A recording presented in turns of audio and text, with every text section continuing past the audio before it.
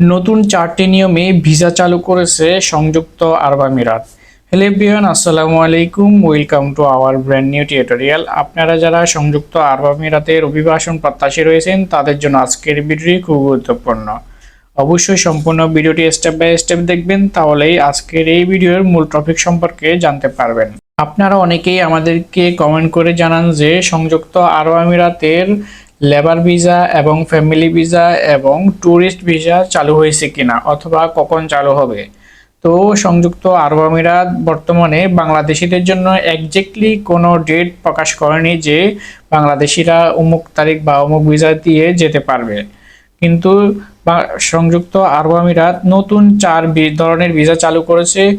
তো আপনাদেরকে আজকে সেগুলো জানানোর চেষ্টা করব, কি সেই 4 ধরনের ভিসা এবং কারা কারা এই ভিসাগুলোর জন্য আবেদন করতে পারবেন এবং যেতে পারবেন, কিভাবে আবেদন করবেন, আপনাদের খরচ কেমন পড়বে, সকল কিছুই আজকের এই ভিডিওতে বিস্তারিত জানতে পারবেন। তো চলুন মূল ভিডিওতে শুরু করা যাক। নতুন 4টি নিয়মে আরব আমিরাত ভিসা চালু করেছে। তো কি ভিসা? আপনারা জানেন যে 2022 সালে এবং 2020 সাল থেকে কিন্তু দুবাই বা আরব আমিরাত যেটাই বলেন তাদের ভিসা কিন্তু অ্যাভেলেবেল ছিল, বাট 2023 বা 2024 থেকে কিন্তু বন্ধ করে দিয়েছে। আপনারা জানেন যে বাংলাদেশের গভর্নমেন্ট পরিবর্তন হওয়ার ফলে এই প্রবলেমটা দেখা দিয়েছে। 2024 সালে যে প্রবলেম হয়েছিল সেটি আসলে ভিসা ইস্যু হচ্ছিল না, এবং বাংলাদেশি যারা মারামারি করেছে বা বিভিন্ন জটিলতার কারণে ভিজিট ভিসায় গিয়ে তারা আর বাংলাদেশে ফিরে আসে না। তারই সুবাদে কিন্তু 1 বাই 1 তারা কিন্তু ভিজিট ভিসাগুলো বন্ধ করে দিয়েছে। আগে কিন্তু পাসপোর্ট এবং ছবি দিয়ে কিন্তু অনেকগুলো ভিসা হয়ে যেত এবং আমরা কিন্তু অ্যাভেলেবেল অনেক করেছি।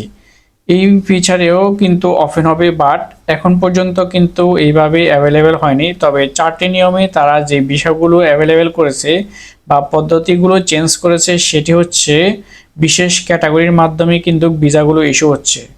বিশেষ করে আমি যদি আপনাদেরকে বলি, federation authority of foreign identity, citizenship, customs and ports security তারা চালু করেছে।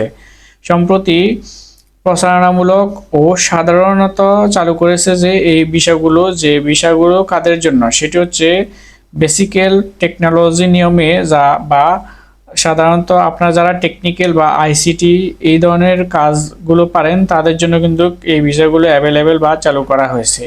এরপর হচ্ছে সাধারণ সিটিজেনশিপ, অন্যান্য দেশের বড় ফার্স্ট ওয়ার্ল্ড কান্ট্রি তাদের জন্য কিন্তু অ্যাভেলেবেল।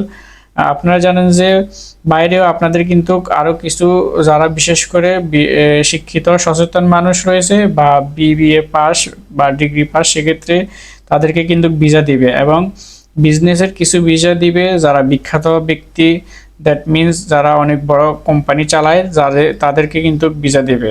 এর বাইরেও যারা সাধারণত মিডিয়া কর্মীগুলো রয়েছে, যারা মিডিয়াতে কাজ করেন তারা কিন্তু চাইলেও ভিসার জন্য আবেদন করতে পারে, তাদের জন্য কিন্তু ভিসা অ্যাভেলেবেল রয়েছে।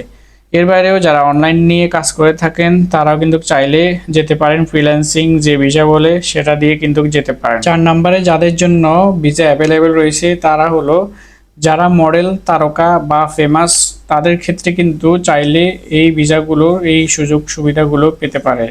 সেক্ষেত্রেও সেম 4টা ক্যাটাগরি রয়েছে। এই ক্যাটাগরি কিন্তু তাদেরকে এই ক্যাটাগরির আন্ডারে পড়তে হবে, বাট কীরকম সময় লাগবে সেটি কিন্তু এখনো পর্যন্ত জানানো হয়নি, কতদিন সময় লাগবে অথবা নির্দিষ্ট কোনো টাইম এখনো বলা হয়নি। তবে তারা চাইলে এই ভিসাগুলোর জন্য এখন আবেদন করতে পারবে। বর্তমানে সংযুক্ত আরব আমিরাতের যে সাধারণ পাবলিক রয়েছে তাদের জন্য কিন্তু ভিজিট ভিসা সম্পূর্ণভাবে বন্ধ রয়েছে।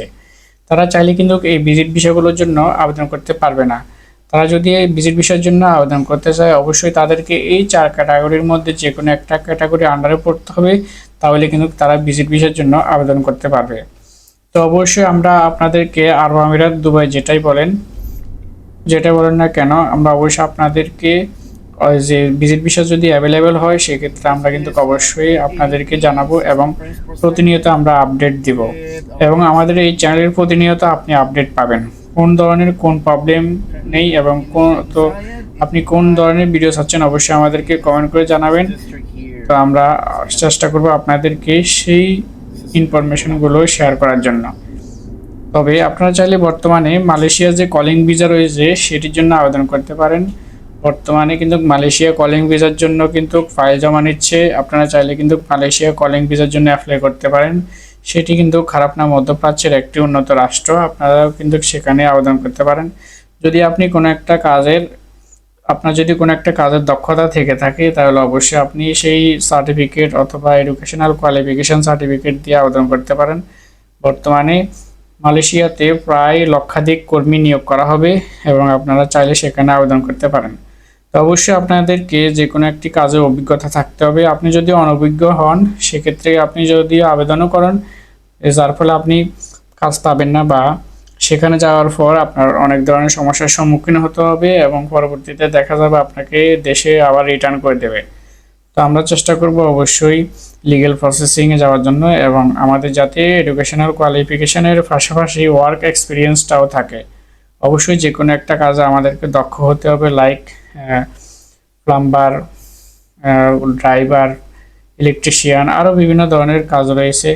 আমরা যদি শ্রমিক বিষয়ে যেতে চাই তাহলে অবশ্যই আমাদেরকে কর্মঠ হতে হবে, পারিশ্রমিক হতে হবে, যাতে শ্রম দিয়ে কাজ করতে পারি এরকম মন মানসিকতা থাকতে হবে, তাহলে কিন্তু আমরা এই ভিসাগুলো আবেদন করব। এছাড়া আদারওয়াইজ আমরা যদি মনে করি যে সেখানে গিয়ে আমরা অফিসিয়াল কোনো কাজকর্ম করব, ঠিক আছে, এই ধরনের চিন্তাভাবনা নিয়ে কেউ আপনারা ফাইল জমা করবেন না বা সেখানে মুভ অন করবেন না। পরবর্তীতে আপনাদের সমস্যার সম্মুখীন হতে হবে এবং আপনাদের 2-4 জন 5-10 জনের জন্য কিন্তু দেশের বদনাম হবে এবং যারা সাধারণ পাবলিক রয়েছে তারা কিন্তু আপনাদের কারণে এই ভিসাগুলো থেকে বঞ্চিত হবে। অবশ্যই আমরা চেষ্টা করব যদি আমাদের ওয়ার্ক এক্সপিরিয়েন্স থাকে সেটি দিয়ে দেওয়ার জন্য, না হলে আমরা এই এক্সপিরিয়েন্সটাকে ডেভেলপ করব। দেন আমরা যে বিশ্বের যে কোনো মধ্যপ্রাচ্য এবং ইউরোপ আমেরিকা যেখানেই বলেন না কেন, আপনার এডুকেশনাল কোয়ালিফিকেশনের পাশাপাশি আপনার ওয়ার্ক এক্সপিরিয়েন্স অবশ্যই থাকতে হবে, তাহলে আপনি যেখানে যান না কেন অবশ্যই আপনি কাজ পাবেন বা কাজ করতে পারবেন। এই হচ্ছে মূল বিষয়।